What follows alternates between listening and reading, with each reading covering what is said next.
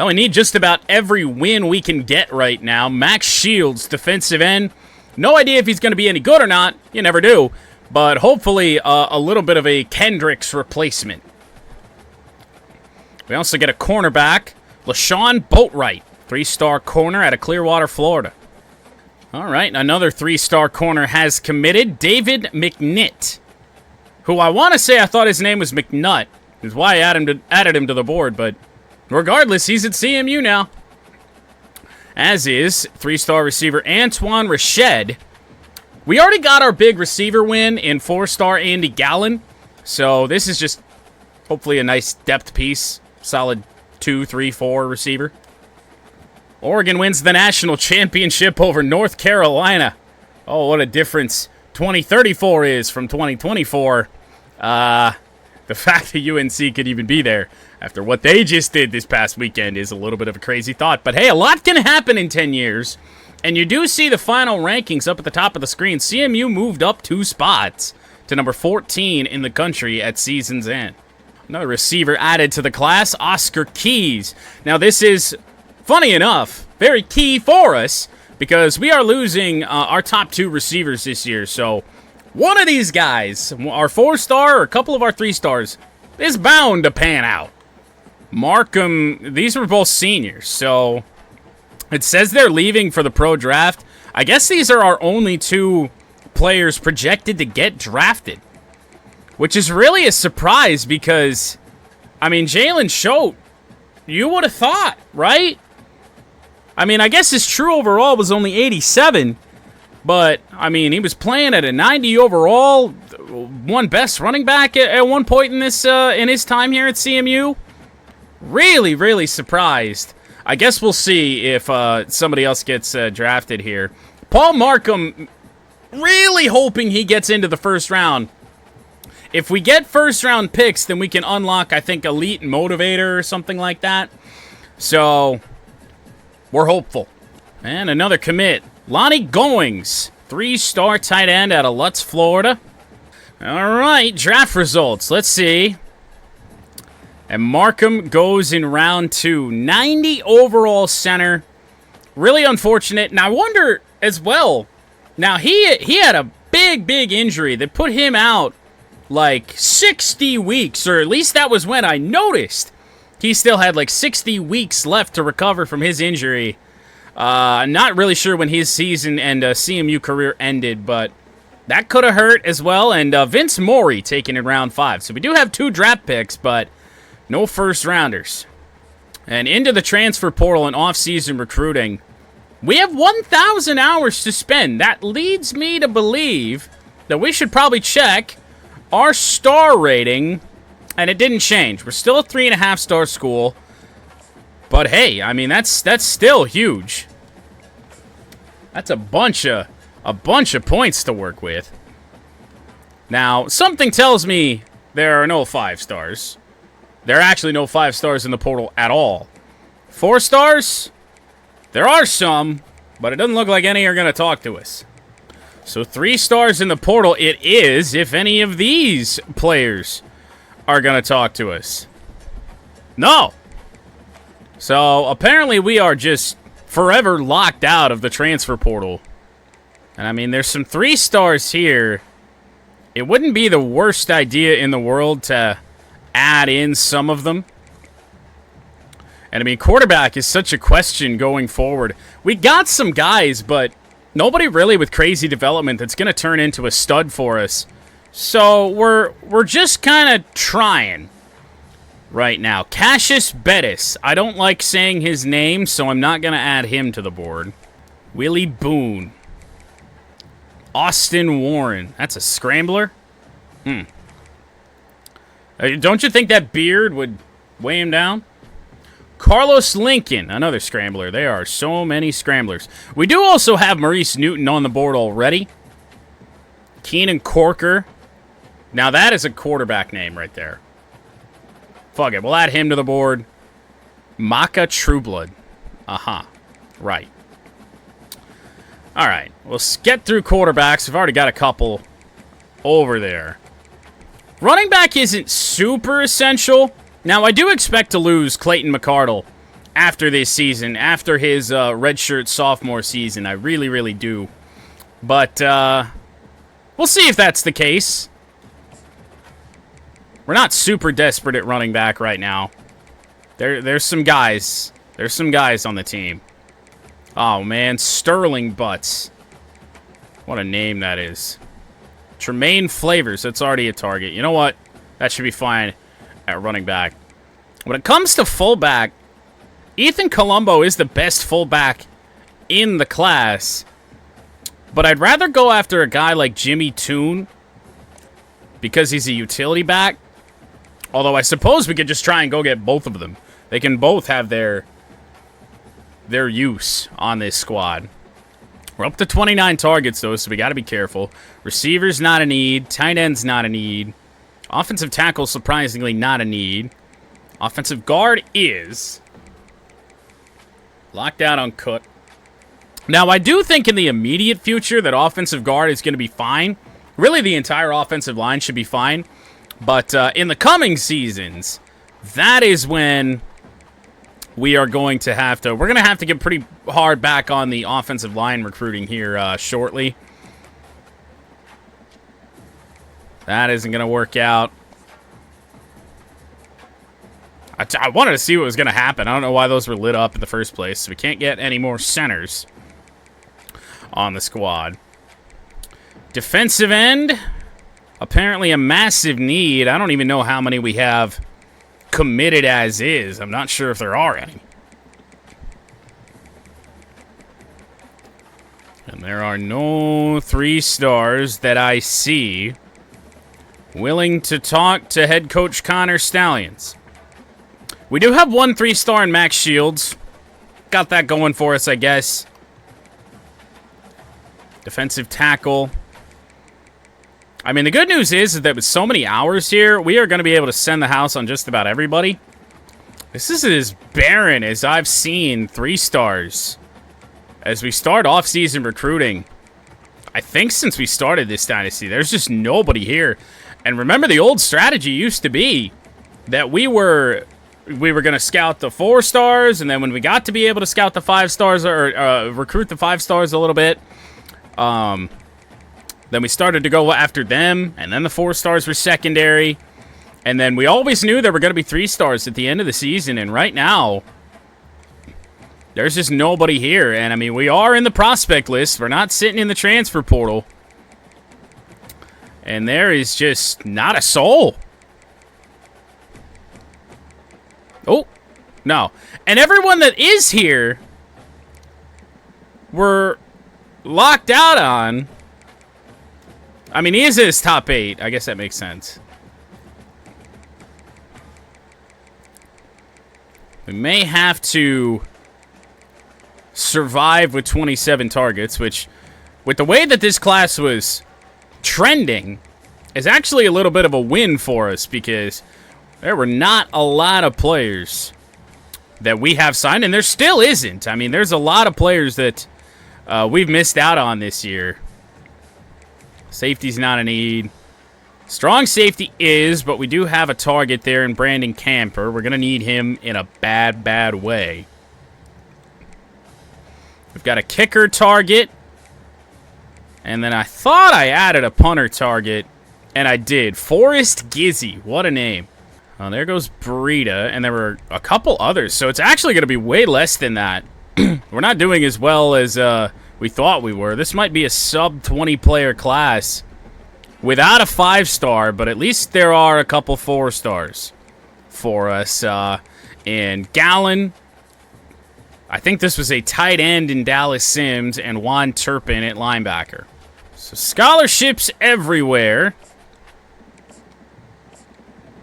We want everybody on board as quickly as possible, and just with how little hours we have to work with, I say I say how many hours we have to work with. How many players are here?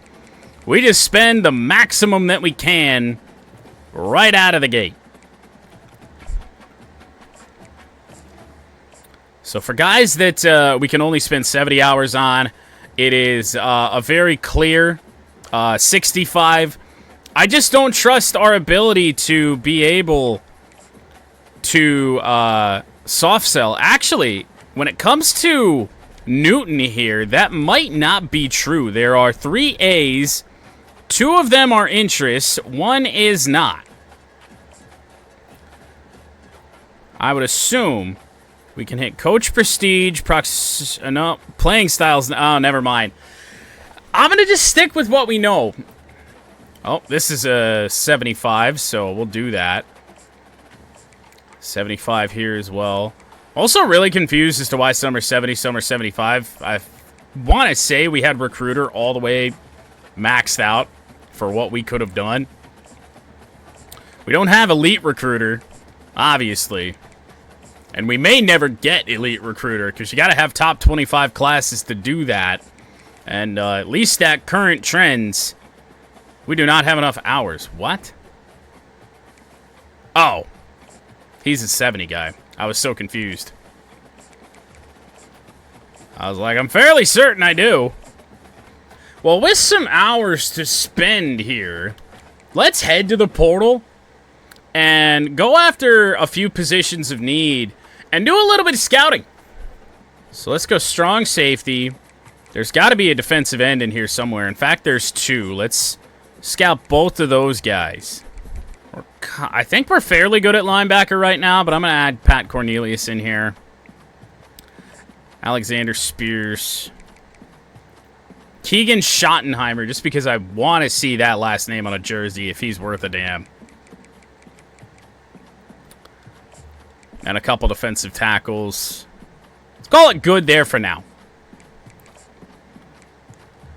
So we're just going to scout him straight away. 87 speed at safety.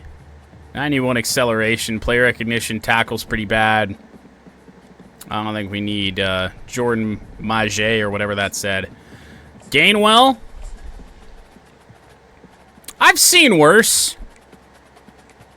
It could be worse. Let's offer him a scholarship.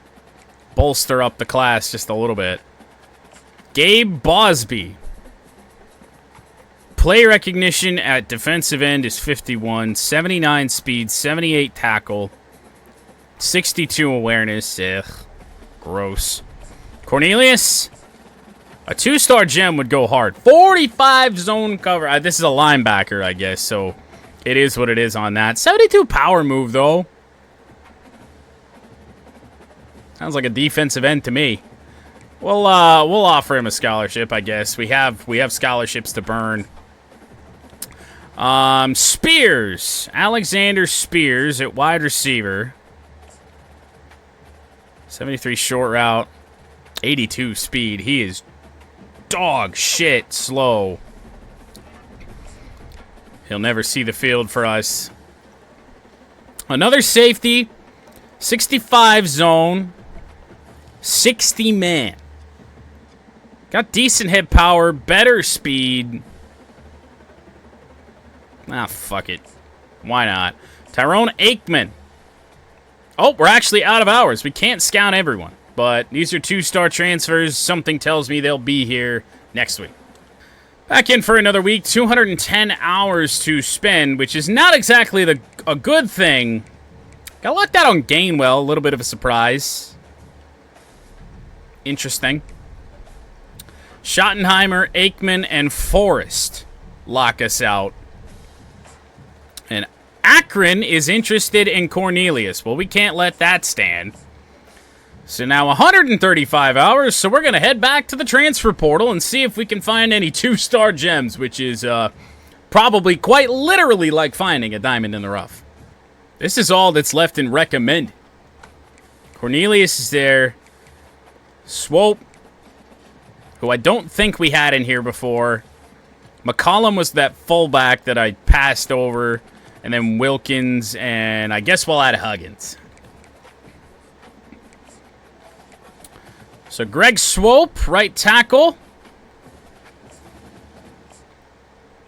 79 pass block power, 87 strength, 82 impact block. The pass block is pretty bad. Run block is somewhat passable. You know what? He can stay on the board. McCollum. There's a lot of 60s. I mean, this is the fullback, but we're going to be fine at fullback, so he doesn't need to be here. Wilkins. 80 speed at right tackle? What? 301 pounds, and this guy's faster than Jared Goff. What? And a lot of 60s and a lot of low 60s with one good rating in strength. Huggins can go as well. So, we have enough points that, for the moment, we can offer a scholarship to Swope and Wilkins. And, I think I'd rather go after Swope. I'd rather not lose out on Swope, I guess we should say. So, those extra 5 hours are just going to go towards him. Alright, so some good news here is that Maurice Newton is going to commit to us this week. Tremaine Flavors, we have a pretty big lead on, although Notre Dame coming on strong. Taylor Rowe, we currently lead. Valentine. We trail Washington on the kicker, but kicker is not exactly a position of need necessarily. I just thought it would be a nice thing to go after while we could. We lead there. We trail on Swope, but we kind of knew that. We somehow did crack the top 5. 70 hours suspend. I actually could have left that there. Our last-ditch effort, because it looks like he's Tulane bound, but it's still only the top 5, so we have a chance, even though Michigan's in here, Tulane. Better historical schools than CMU. And then when it comes to Wilkins, we can also do the same thing with him. And that's pretty much going to be our recruiting, is just hoping that the rest of these pan out. 5 leftover hours. We're not going to do anything with them. Maurice Newton. There it is. Maurice Newton, 3-star quarterback. Just taking a shot at a QB to kind of see what we can get. We have some solid quarterbacks, but nobody that can really be elite, unfortunately. I don't think Newton's going to be that, but it's a shot in the dark. We also get 2-star linebacker Pat Cornelius. Ow! Is the entire Talladega team just going to be, like, sex jokes? That's kind of what we're going after right now. I thought there was going to be one player I had to worry about, and that was Hawk Tua. And yet now, depending on where Mr. Oxlong goes, I'm going to have to get excited about Mike Oxlong. Thanks, guys. All right. Leading on a good chunk of these players, the kicker. We trail Washington, a visit in week 6. Now, were there extra weeks of recruiting that you can unlock towards the end? Like, what do you mean week 6? I only get 4 weeks. Leading everywhere else. Ooh, we lead on Swope. We lead on Wilkins. That last-ditch effort. All right, let's see how many players we can get on this team here on National Signing Day. Rob Beckett out of Palm Beach Gardens, Florida, 3-star safety. Brendan Camper out of Detroit, Michigan, another 3-star safety. Monty Kindred, 3-star running back. Wasn't really a need, but it's nice to have. Greg Swope, the 2-star offensive lineman, the only one that looked like he might even be a little bit of something. 2-star right tackle, Anthony Wilkins. Amari Mass, 3-star free safety. Ethan Colombo. We do indeed have a fullback. 3-star fullback out of Frisco, Texas. And that is it. We miss out on Valentine to USC, and we do lose the kicker. But again, not the biggest concern in the world. 3 home games and a road game against Michigan State is going to be the schedule. It's pretty weak, but I think this road game at Spartan Stadium might be pretty tough. You'd assume that Michigan State got better, and they're not the absolute pushover they were in 2034. Well, what do we got? 875 hours to work with for the moment. So, as always, we'll go through the 5 stars first. There is a 4-star quarterback that is kind of looking at us for the moment. So, we're probably going to add him to the board, which means I don't know if we even really want to bother. I mean, a field general would be absolutely incredible. I do like the deal breaker on Melvin Hurt, so you know what? We're going to give it a try. Even though that, competing against Ohio State is low percentage for us. I don't really think we want to go after a 5-star running back this year. We still have McCardell for at least another year. Although he might come out in the draft, so I really don't think our coach prestige is going to go down all that low. Manu Feliciano, pro potential. That already went down for whatever reason. I don't really like James Dora being a receiving back. He's the best player in the state of Ohio. Feliciano is at least the 6th best player in the state of Texas, 4th at his position.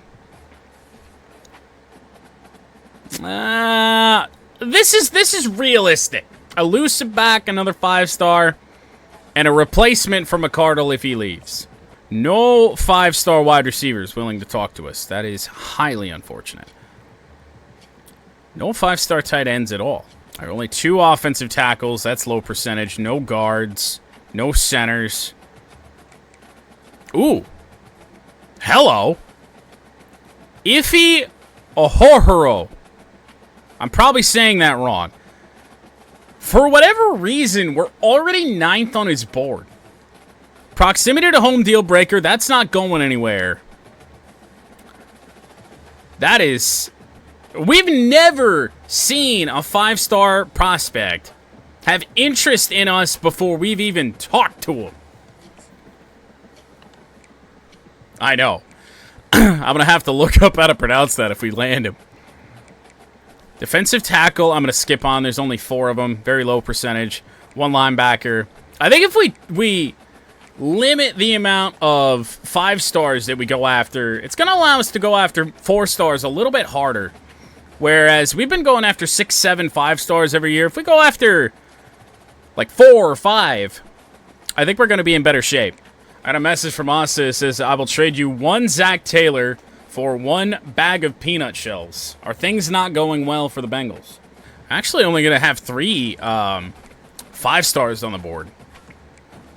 Then when it comes to quarterbacks, there was one that I know of that was interested in us, and it's Barry Spielman, 4-star field general, 16th quarterback of the class. That pro potential deal breaker scares me a little bit. Losing fantasy by 70 points is always fun. I've had a good couple weeks, and from the sounds of it, your team is kind of in shambles at the current moment. Josh Woods, we're already on his board. Championship contender deal breaker, though. That is a scary one.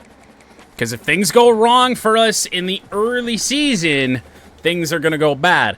Alani Moon, though, has a proximity to home deal breaker, so I'd much rather go after a player like that. It's only the 1 4-star wide receiver that makes sense to go after. Xavier Stokes, deep threat, pro potential. Bobby Stevens, 5'11", 195, Rochester, New York, so not terribly far away. Add him. Ooh, hello.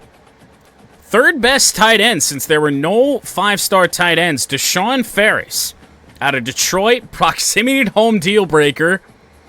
That works out really well for us. We're going to go pretty hard here on tight end. We're going to add at least 2 or maybe even 3 4-star tight ends. Tremone Conklin, yes. And then let's add in a little bit of a wild card in offensive tackle. I would like to add, at the very minimum, 1, so we're going to target 2. Let's go after Marcus Stoudemire. A little bit farther down the board. I feel like we have a better chance to get those players. And then Dalton Dorsey. It's an Ohio player. Proximity to the home deal breaker. Nice. Offensive guard. The best offensive guard in the class is from Michigan. Don't mind if I do. Now, guard is one of our weaker positions. Guard and center. And we're also at another in-state recruit in Dion Lamb. Selection of 4-star centers is pretty low, and there's no states that I really like to target usually. So we're going to go after JT Wilbur with the proximity to home deal breaker. Defensive end. We need to be aggressive here. And Jake Hall out of Illinois, has us high on his board already. We'll go also go after Scruggs and Schulters. I don't know why middle linebacker is listed as such a need. I think we're actually fine for the moment. Add one in Slade. Probably won't get him, but is what it is. Corner. Tremaine Faucha. Indiana recruit. Oh, hello. Max DiNapoli. Third on his board already. In-state recruit out of Detroit. The brand exposure, though, on the deal breaker, I don't know what. There's not really much you can do about that one outside of just playing big games. So it's all going to come down to the simulation. Otherwise, he might lock us out. We do have a lot of hours to work with here. 875, so there's going to be a good chance to get a lot done. Avery Brown. We're going to go with 2 free safeties. Deshaun Harper and 1 strong safety, even though these are the hardest ones to recruit because there's no 5 stars. Hardly ever. And there's very few 4 stars, so I don't like our chances very much. Got a playing time deal breaker with Jaden Cleveland, so we'll go with that. Kicker, we're actually going to be surprisingly set on for the moment, and I think punter as well. So I'm going to leave it at 26 targets, and we're going to get in and offer some scholarships. Well, a bunch of hours to spend here. So we are going to scout everybody here. Melvin Hurt is a bust. Ouch. An early blow, but a 5-star bust is still probably better than most of the other things we could get. Feliciano, holy. 91 speed, a lot of 90s in there. The awareness is low. Probably going to tank his overall a good bit. Nothing crazy there, but not bad. 4 stars, okay, we're 2 busts, no gems. Kind of due for a bad one after just about everybody we scouted last year was a gem. Alani Moon at wide receiver is a 4-star gem. 93 speed to start out.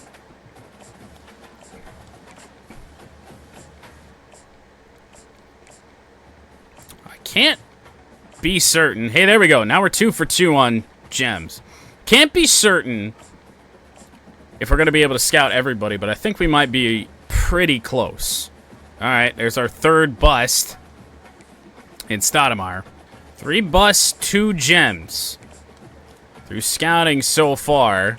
All right, there's our 3rd gem. 4-star right guard Ronald Tillman. And our 4th bust in center, JT Wilbur. I keep backing out. But once again, let's be honest, we're going to take a 4-star bust because that essentially means they're probably a 3-star, which we're going to have to settle for anyway. And make that our 5th bust. All right, our 4th gem, 4-star corner, Max DiNapoli. Now, was this the in-state one? It was, and we're 3rd on his board already. I don't know, I'm liking that a lot. Now, we're not going to be able to scout these guys, but we will have plenty of hours to offer them all scholarships. So, not worried about that. Hopefully, we don't lose too many guys after this, but that is going to be our week 0 or week -1 recruiting done. Well, so now 700 hours. I thought we were a little bit better off. To be honest, I'd rather... now that we know... Oh, Christ. Both quarterbacks that we added to the board were busts. At that point, just go after the 5-star and hope that he's not terrible. We're just going to get Spielman off the board right now. 5-star bust has to be better. So 700 hours. What I think I want to do... Let's see. We'll send the house on the 5 stars. And then let's see how far this gets us. I don't think it's going to get us very far. Well, so a lot just happened. CMU beats Michigan State by 14, so we win both games of the home and home with Michigan State. We are ranked 24th in the country, but our championship contender ranking went down, and I couldn't tell you why. So wait, now all of a sudden our bye is in week 3. I don't really know how that happened, but Oh, well, we'll take it. Home game upcoming against New Mexico. All right, well, the offense didn't do a whole lot in this game. 23-6 win over New Mexico. Central Michigan improves to 2-0 before a Week 3 bye. And we actually have a Week 14 bye. Not really sure how that happened, but oh well, I guess. We go through 2 non-conference games and our entire MAC schedule without a bye week. We're going to head into recruiting this week just to see where we're at. We lead on all of the 5 stars as things stand. We have no hours extra. Let's drop some players from our board that just doesn't look like things are going to go well. If there are any. Simulation has boned us year after year, especially in non-conference. I want to say, with as many good years as we've had in a row, where we are by far the best overall rated MAC team, I don't think we've ever gone undefeated in non-conference, and we lose to an 82 overall Wyoming team by 2. Wyoming improves to 4-0, and now we wrap up non-conference play with FAU. MAC Offensive Player of the Week goes to Mike Levis, 8 catches, 130 yards, and a score. All right, well, we end non-conference play with a win, albeit only a 8-point win. And we start MAC play against a team that's been a little bit of a thorn in our side, even though whenever we played them, we beat them. Whenever we sim against Akron, we usually lose. And if we lose to Akron here, we've got to go through all of this stretch, probably without losing, to really have a good shot at making the playoff. But we are ranked again at number 22. Well, there was some recruiting losses this week. Tremont Conklin goes to Akron. He had a Week 5 visit with Akron, and that swayed him enough. That's really unfortunate. I mean, I would love to go into visits, but with the MAC schedule, I mean, it's just... I don't know how these schools do it. You schedule a game, again, especially in MAC play, schedule a visit during MAC play, the potential gain really isn't that much, it seems, at least according to the arrows, which is the only indication of something doing anything when it comes to recruiting action. So Wilbur was the center. We still lead on Wilbur, oddly enough, even though we are doing actively nothing for him. McElroy, we missed out on his top 3. We were 5th. DiNapoli. All right, so let's put these hours in the right place as the 5-star quarterback, Melvin Hurt, is looking to go to Akron. Now, can we schedule a visit for this week? Let's see if this works. Schedule a visit. Nah, that ain't gonna work. I mean, the next visit we can schedule is week 11. So our best hope is sending the house. And we can't even, wait, what? It says we've spent 60. There it goes. Now it reset. And maybe a sway, kind of out of nowhere. Tremaine Faucha, 4-star corner out of Avon, Indiana, has committed to Central Michigan. Now, this is good, but I'm expecting some pretty massive L's in recruiting this week. And Hurt goes to Akron. Feliciano, we knew that was going to happen. James Wilcox wins MAC Defensive Player of the Week. And the MAC Defensive Player of the Week curse is not in effect here because we already know that we won.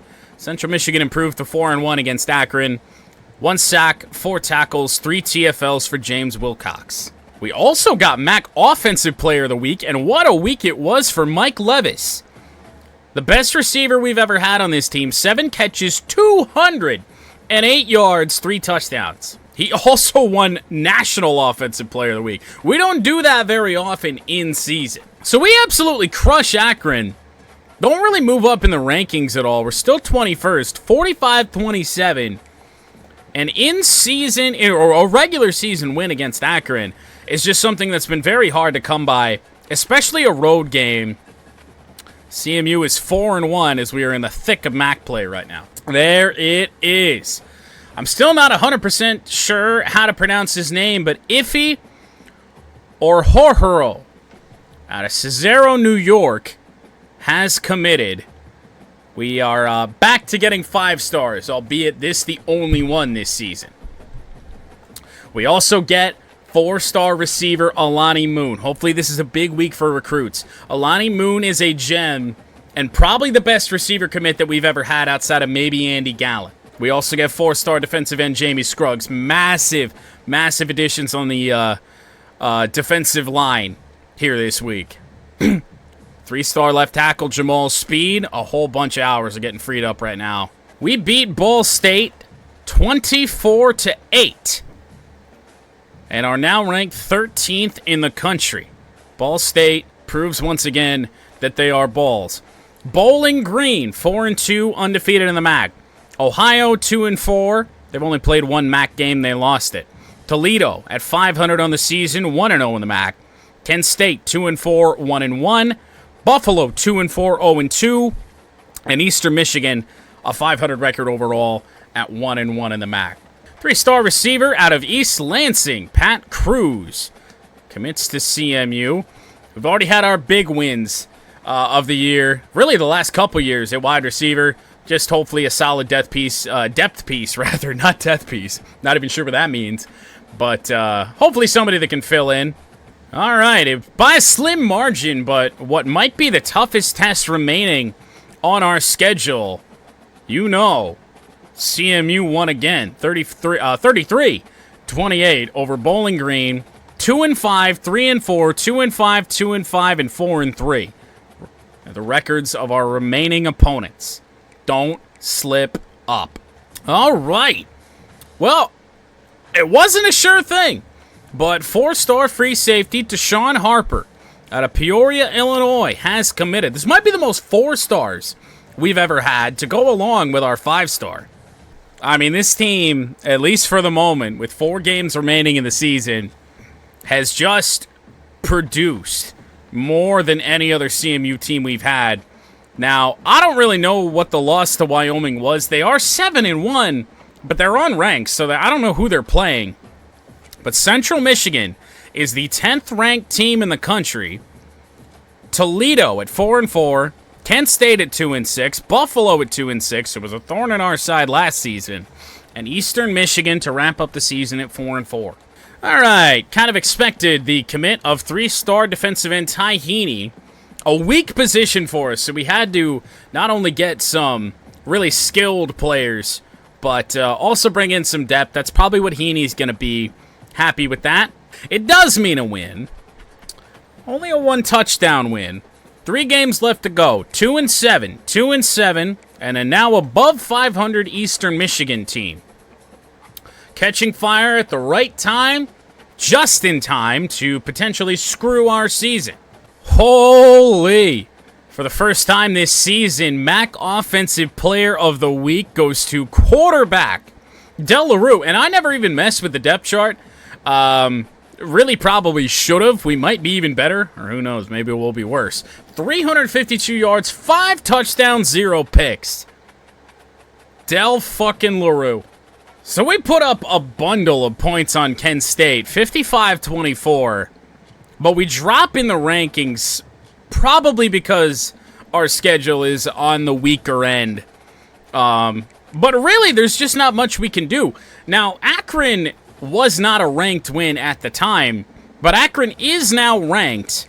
2 games remaining in 2035. A bad Buffalo team, and Eastern Michigan, who's won like 4 or 5 straight.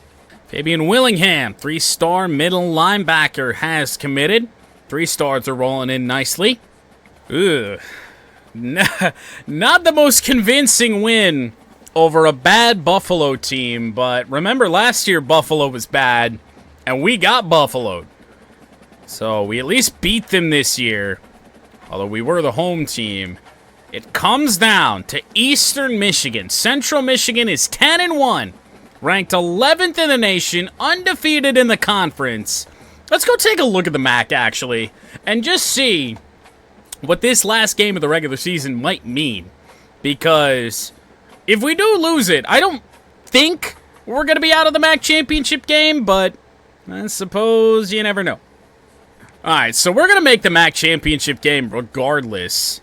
But it's looking like, once again, it's going to be against Akron, who we did beat earlier in the year. And if Akron takes care of business, then we are shaping up to have yet another ranked MAC championship game. Well, how about an in-state punter, Dave Lacasse, 3-star punter out of Detroit. Not the best one in the class by any means, but the class, Lacasse. I was hopeful, but I wasn't sure. 4-star quarterback out of Magnolia, Texas, John Belote, or Bailote, or whatever. I don't care. He's a CMU Chippewa.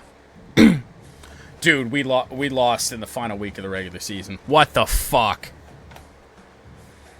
Oh, my God. So we're going to the MAC championship game. We're actually not the higher-ranked team. We lost to a red-hot Eastern Michigan team at the death. We are 10-2. Win the MAC championship, hopefully for the 4th straight year, and it would be the 3rd straight time we have beaten Akron, and we better do it now because they got a 5-star quarterback coming in. Wisconsin, with #1 Wisconsin. Oh, Georgia, Kentucky, Oregon, Texas, Bama, Ohio State, NC State, North Carolina, Washington, Auburn, Texas State, or Texas Tech, Kansas State, Utah, and Akron. So you gotta figure, especially given that we play a team that is now ranked higher than us, that if we win the MAC, that we will make the playoffs. East Carolina takes on Charlotte. Or actually, no. I don't know who they take on. They beat number 24 Charlotte to climb in the rankings a little bit, you would assume. It's as simple as that for CMU the next time we're out. Win, and we are in the playoffs. There is nobody ahead of us in the group of 5 that should really have a chance. And I mean, as the 16th ranked team in the country, I don't think we're going to jump up too far in the rankings. We might not even need the automatic bid. We might just make it anyway. We're pretty damn close, but man, oh man. 10th ranked team in the country. We were doing so well, and then we lose to Eastern.